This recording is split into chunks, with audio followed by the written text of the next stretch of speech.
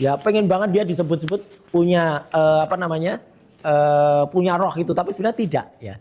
Nah sekarang kita kembali pada cerita kenapa yang namanya raja yang paling terkenal waktu itu namanya Sri Susuhunan Pakubuwono ke-10 ya. Karena dia adalah raja yang paling terkenal, yang di mana-mana peninggalannya ada. Kalau kita ke kota-kota misal di Jawa Timur, di beberapa kota itu sering ada gerbang tulisannya PB Tin ya, PB 10. Ya itu memang dibangun oleh Sri Susuhunan Pakubuwono ke-10. Saking hebatnya Sri Susuhunan Pakubuwono ke-10 ya. Kalau Anda ke Surakarta, sedikit ke kota Solo Baru, bahkan hewan-hewan peliharaannya pun itu pun punya kuburan khusus. Mungkin sesaat saya akan konten dari situ ya.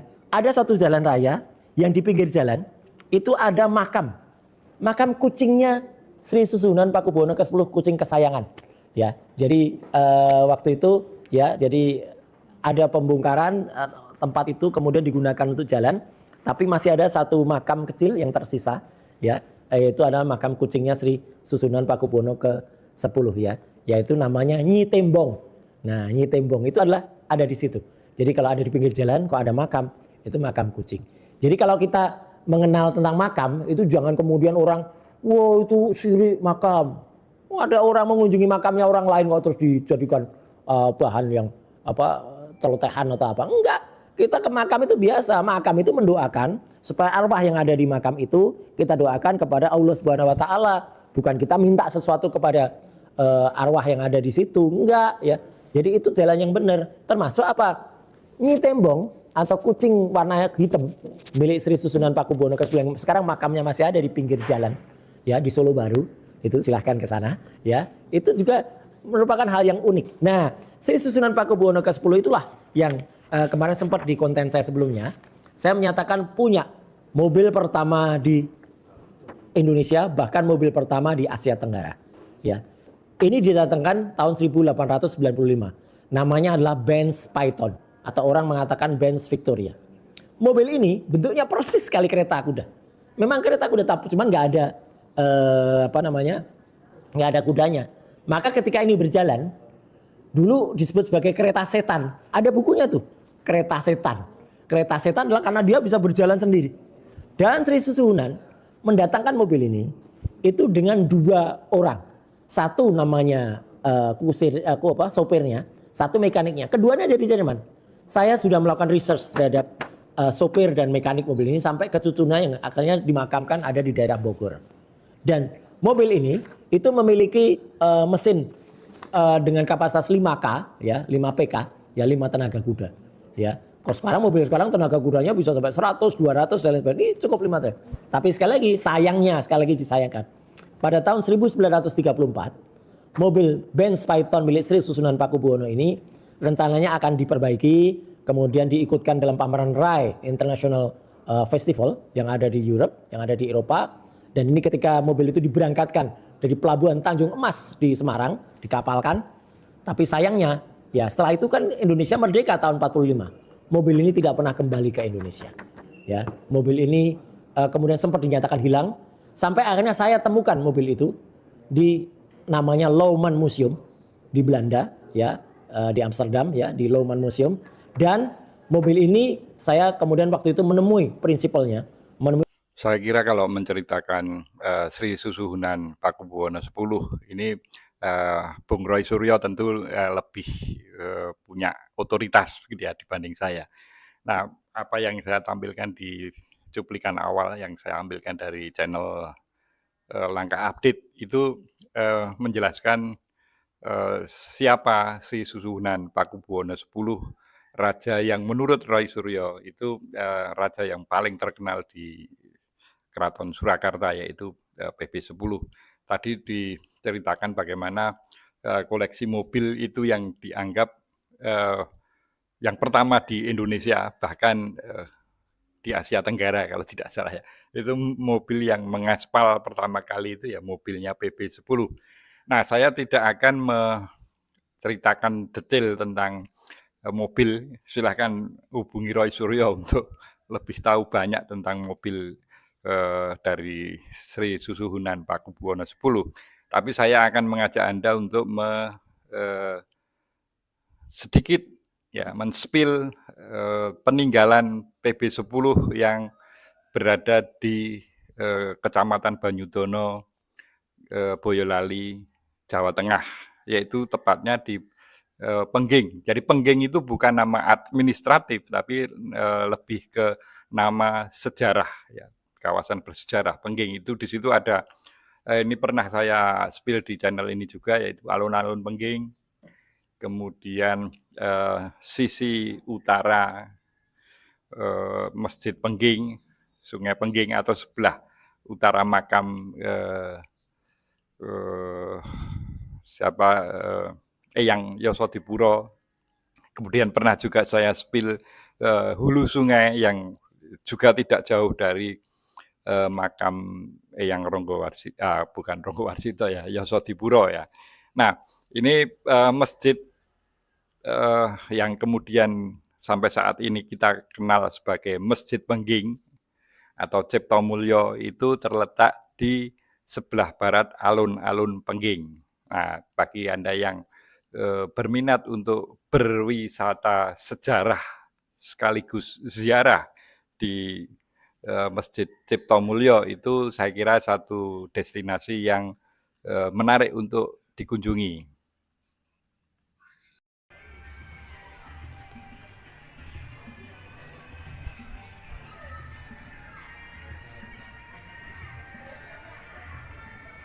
Nah, ini kita dari dalam masjid ya, dari dalam emperan masjid kita keluar. Nah, ada di sebelah depan masjid itu mengalir sungai juga yang sangat jernih. Itu dimanfaatkan oleh penduduk sekitar untuk memelihara ikan di sepanjang sungai itu karena airnya sangat jernih. Nah, sebelum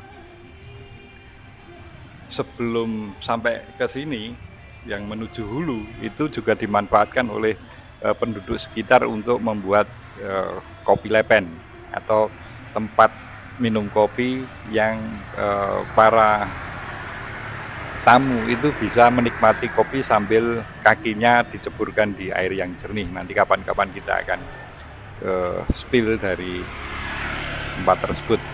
Nah, ini sisi yang lain sebelah selatan masjid. Nah, ini kalau bergerak ke barat itu menuju hulu. Nah, kalau Anda lihat dari sisi kanan itu ada tembok yang memanjang itu, di sana itu pintu masuk ke itu pintu masuk ke kompleks makam Eyang Yosodipuro, Pujangga Keraton Solo. Ini pada malam Jumat itu juga banyak didatangi peziarah dari berbagai kota, berbagai daerah. Itu pada malam Jumat biasanya. Nah, ya, ini kembali kita dari area halaman Masjid Ciptomulyo atau Masjid Pengging ya. Nah, di sebelah sana itu sebelah timur itu adalah alun-alun Pengging. Jaraknya sekitar barangkali ya 100 meter atau 150 meter alun-alun Pengging. Itu dulunya adalah pasar tradisional Pengging, kemudian direlokasi dan dijadikan alun-alun. Di situ juga ada situs Yoni, di mana ini pernah saya spill juga bagaimana sejarah masa lalu itu terkoneksi dengan Pengging. Nah, ini tampak depan Masjid Masjid Ciptomulyo atau Masjid Pengging ya. Itu kita harus naik untuk masuk ke masjid. Nah, di sini para peziarah itu biasanya juga ada yang bermalam di emperan masjid ini.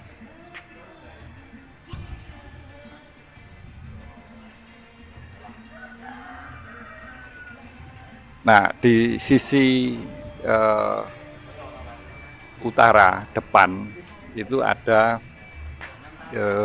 beduk ya, beduk. Nah, usia beduk ini sendiri ya sesuai menurut beberapa menurut beberapa sumber itu seusia masjid ini juga, yaitu tahun 1905. Jadi usianya sudah 100 tahun lebih, 120 tahun lebih ya. Nah ini situasi di dalam masjid tidak begitu luas tapi cukup membuat ya kalau kita punya frekuensi untuk terbang ke masa lalu ini cukup kondusif ya suasana dalam masjid ini. Dan di setiap pintu itu di atasnya ada tertera tulisan PB10 karena sekali lagi masjid ini adalah peninggalan Raja Solo yang menurut Roy Suryo itu paling terkenal yaitu PB10. Ada 4 pintu yang ada di dalam itu semua ada tulisannya PB10. Nah, saya pernah punya pengalaman ya mungkin dikatakan pengalaman mistis di masjid ini ya. Jadi waktu itu saya menghantarkan seorang teman dari Jogja untuk ziarah ke makam Eyang Yosodipuro dan bermalam di masjid ini. Saya tidur di depan pintu sebelah utara. Ya, tepatnya kalau kita tarik ya sejajar dengan beduk itu. Nah, menjelang subuh itu antara saya bangun atau ini tepatnya di pintu ini. Saya duduk di depan pintu itu ada beberapa orang yang menurut gambaran saya itu seperti berpakaian Jawa mau lewat, itu saya disuruh minggir, maka saya kemudian menggeser badan saya tidur mepet tembok gitu sehingga itu orang itu bisa lewat. Tapi setelah beberapa detik itu saya bangun, loh ini tadi sepertinya kok mimpi. Nah setelah saya tanyakan seseorang yang ya menurut pengakuannya itu paham hal-hal yang demikian, itu memang bukan mimpi, memang itu ada penghuni dari dimensi lain gitu ya, tapi saya juga tidak paham. Nah ini kalau kita berdiri di pojok dekat beduk itu di sebelah sana, sebelah depan di balik tembok itu adalah Umbul Sungsang, di mana bagi masyarakat yang tertarik untuk kalau bahasa Jawanya itu kungkum di malam hari, menyerap energi semesta gitu, itu banyak dilakukan di Umbul Sungsang. Lokasinya di sisi timur utara Masjid Ciptomulyo.